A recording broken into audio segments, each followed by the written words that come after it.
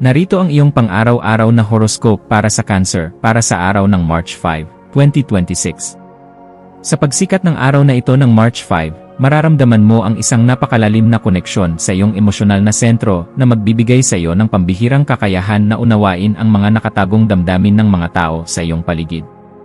Ang mga planeta ay naglalatag ng isang malambot ngunit matatag na enerhiya na nag-uudyok sa iyo na pagtuunan ng pansin ang iyong tahanan at ang mga pundasyon ng iyong seguridad upang masiguro na ang bawat aspeto ng iyong buhay ay nasa maayos na kalagayan. Gamitin ang biyayang ito upang ayusin ang anumang hindi pagkakaunawaan sa iyong mga mahal sa buhay at huwag kang mag-atubiling ipakita ang iyong tunay na pagkalinga dahil ang iyong natural na intuisyon ay nasa ruwok ng pagiging epektibo at ang bawat hakbang mo ay magdadala ng sapat na katuwiran at kagaanan sa iyong puso. Pagdating sa iyong karera at mga tungkulin sa trabaho, ang petsang ito ay nagdadala ng isang mahalagang pagkakataon kung saan ang iyong katapatan sa iyong mga gawain at ang iyong malasakit sa kapakanan ng inyong pangkat ay lubos na mapapansin ng mga taong nakakataas sa iyong propesyon. Mapapansin nila ang iyong husay sa pagpapanatili ng kaayusan at ang iyong talas sa pag-unawa sa mga pangangailangan ng inyong mga kliyente o kasamahan. Kaya naman ang iyong boses ay magiging instrumento ng pagkakaisa sa gitna ng pressure ng mga deadline.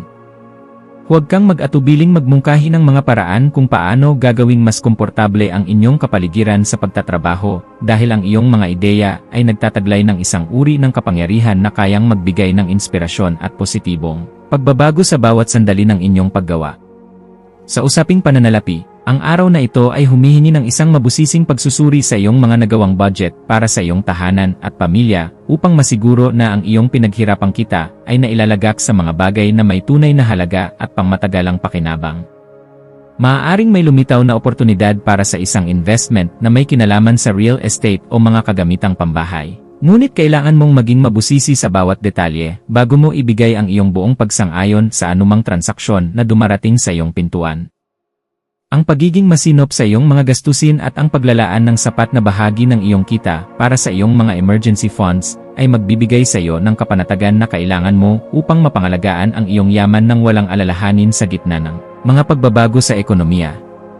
Ang aspeto ng pag-ibig at pakikipag-ugnayan ay nasa isang yugto ng matinding lambing at malalim na pagkakaunawaan kung saan ang iyong puso ay naghahangad ng isang relasyon na puno ng sapat na respeto at pagkilala sa halaga ng emosyonal na seguridad.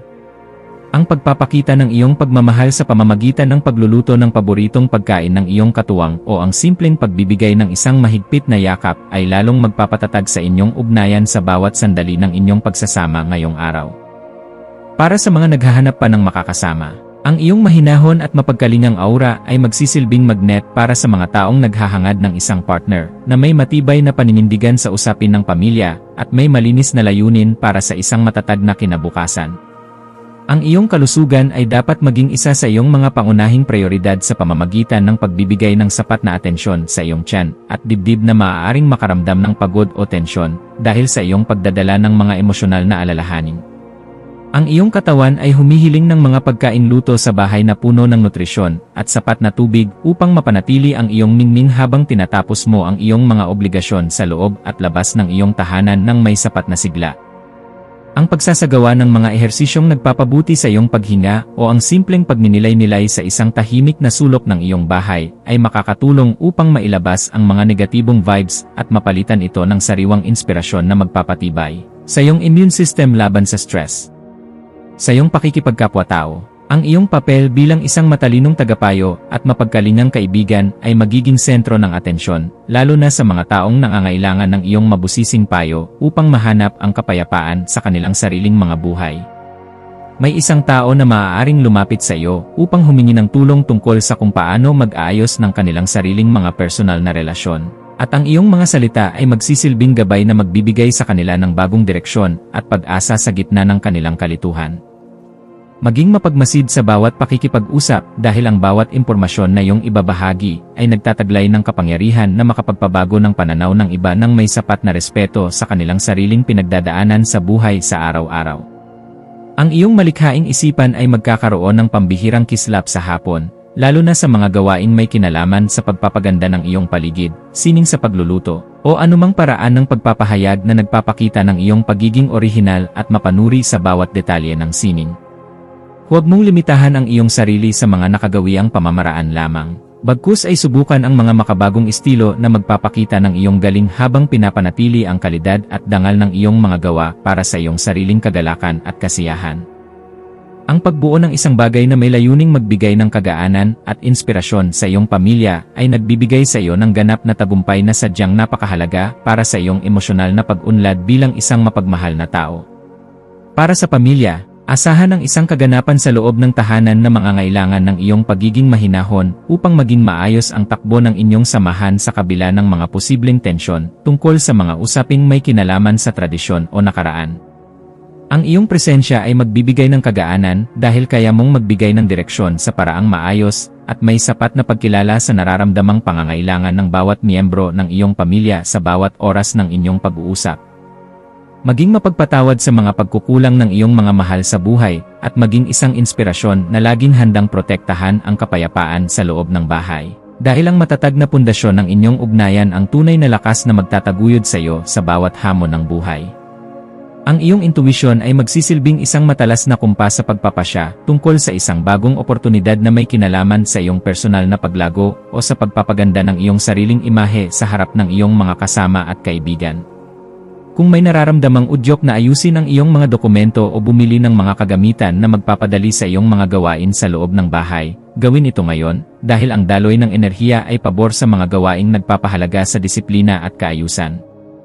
Ang iyong panloob na boses ay malakas na nagpapaalala na handa ka na para sa isang mas mataas na antas ng kaganapan sa iyong pagkatao. Kaya pakinggan ito at huwag hayaang ang mga alinlangan ay humadlang sa iyong asenso patungo sa tunay na kaligayahan.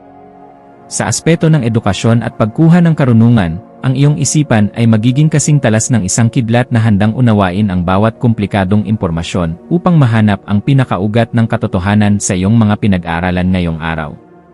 Gamitin ang panahong ito upang magbasa ng mga materyales na magpapalawak ng iyong pangunawa sa mga usaping may kinalaman sa kasaysayan, psikolohiya, o mga teknikal na kasanayan sa loob ng tahanan, dahil ang mga ito ay sadyang makakatulong sa pagpapabuti ng iyong sariling disposisyon. Ang bawat impormasyon na iyong matututunan ay magsisilbing hiya sa iyong isipan, kaya huwag kang titigil sa paghahanap ng liwanag hanggang sa marating mo ang ganap na kalinawan na iyong matagal nang hinahanap para sa iyong seguridad. Iwasan ang pagiging masyadong sensitibo sa mga puna ng ibang tao na wala namang kinalaman sa iyong tunay na pagkatao upang hindi ka malunod sa mga negatibong enerhiya na maaari lamang magdulot ng stress sa iyong isipan. Ang pagpapanatili ng isang balanse sa pagitan ng iyong damdamin at ng iyong pagiging mahinahon ay isang kasanayan na dapat mong pagtuunan ng pansin upang mas lalo kang irespeto ng mga taong nakapaligid sa iyo sa bawat sandali. Ang pagpili sa kung ano ang nakakabuti sa iyong pangmatagalang mitiin nang hindi isinasakripisyo ang iyong mga prinsipyo ay magbibigay sa iyo ng mas mabilis na resulta at mas malalim na kagalakan sa bawat sandali ng iyong pagkilos sa anumang larangan na iyong pipiliin. Ang iyong espiritual na aspeto ay nangangailangan din ng pagkalinga sa pamamagitan ng paghahanap ng sandali ng katahimikan sa gitna ng iyong abalang schedule upang muling makakonekta sa iyong panloob na lakas na nagbibigay ng direksyon sa iyong buhay. Ang pagninilay-nilay tungkol sa iyong mga tunay na hangarin ay magbibigay sa iyo ng sagot kung bakit kailangan mong maging matatag at kung paano mo magagamit ang iyong talino para sa kabutihan ng iyong sarili at ng iyong kapwa-tao. Ang pagpapasalamat sa bawat biyaya, maliit man o malaki, na iyong natatanggap ay magbubukas ng pinto para sa mas marami pang milagro. Kaya panatilihin ang iyong integridad at ang iyong pagiging marangal sa lahat ng pagkakataon na ibinibigay sa iyo sa araw-araw. Maging mapagmasid sa mga dokumento, kontrata, o mga mensaheng iyong matatanggap ngayong hapon, at siguraduhin na naintindihan mo ang bawat detalye bago ka magbigay ng iyong pagsang-ayon upang maiwasan ang anumang aberya sa iyong mga transaksyon sa hinaharap. Ang paghingi ng payo sa mga taong may sapat na karanasan o sa iyong mga mentor ay isang matalinong hakbang na dapat mong gawin upang maprotektahan ang iyong mga interes at ang iyong pinaghirapan sa loob ng mahabang panahon. Ang pag-iingat sa ganitong mga usapin ay magbibigay sa iyo ng kapanatagan na ang iyong mga hakbang ay nasa loob ng katuwiran at hindi ka malalagay sa alanganin dahil lamang sa kakulangan sa mabusising pagsusuri ng bawat datos na iyong matatanggap.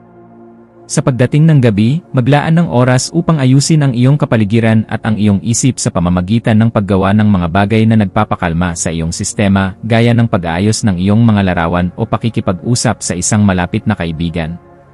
Ang kaayusan sa iyong kapaligiran ay direktang nakakaapekto sa iyong pakiramdam. Kaya ang pagliligpit ng iyong mga kagamitan at ang pag-aayos ng iyong kwarto ay makakatulong upang maalis ang mga tensyon sa iyong isipan na dulot ng sobrang pagpapakapagod.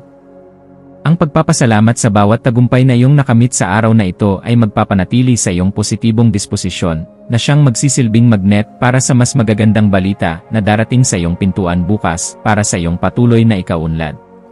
Bilang huling payo para sa iyo, laging tandaan na ang tunay na lakas ay matatagpuan sa pagkakaroon ng isang mapayapang puso na laging handang umunawa sa sarili at sa ibang tao nang may sapat na pagmamahal sa bawat sandali ng iyong pagkilos.